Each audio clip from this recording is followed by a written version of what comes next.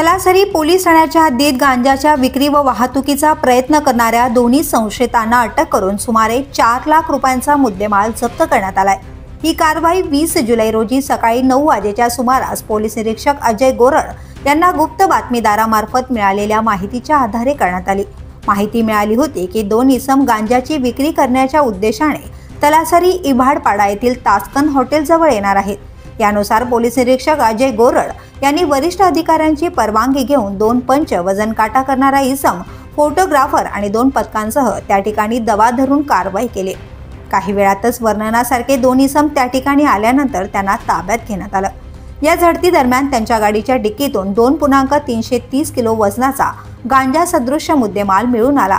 आरोपींची नावे आहेत संतोष दुर्योधन स्वाइन वय 38 राहणार सुतारपाडा शिव मंदिराजवळ तालुका तलासरी जिल्हा पालघर, तर दुसरा आहे बाप्टिस्ट नवसू धोडे वय 24 वर्ष राहणार खेर्डी खाडीपाडा दादरा नगर हवेली केंद्रशासित प्रदेश। दोघांनाही अटक करून त्यांच्याकडून एकूण 3,94,160 रुपयांचा मुद्देमाल जप्त करण्यात आलाय। यात 46,660 रुपयांचा गांजा सदृश्य वनस्पती, 29,500 रुपये रोख, 2 मोबाईल फोन आणि 2 दुचाकी मोटरसायकल यांचा समावेश आहे।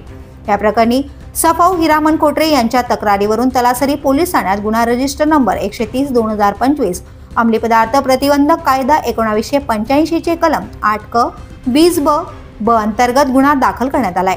ही कारवाई पालघर जिल्ह्याचे पोलीस अधीक्षक यतीश देशमुख, अपर पोलीस अधीक्षक विनायक नरळे, उपविभागीय पोलीस अधिकारी डहाणू विभाग अंकिता कंसे यांच्या मार्गदर्शनाखाली पोलीस निरीक्षक अजय गोरड, सहाय्यक पोलीस निरीक्षक हेमंत देवरे, पोलीस उपनिरीक्षक विकास दरगुडे, पोलीस उपनिरीक्षक जयराम उमतोल, पोलीस उपनिरीक्षक अनिल गुंजारी, सहाय्यक पोलीस उपनिरीक्षक हिरामन खोटरे, पोलीस हवालदार गणेश धोडी, पोलीस शिपाई कमलेश वरखंडे व पोलीस शिपाई इंद्रभान लंबे यांनी केले।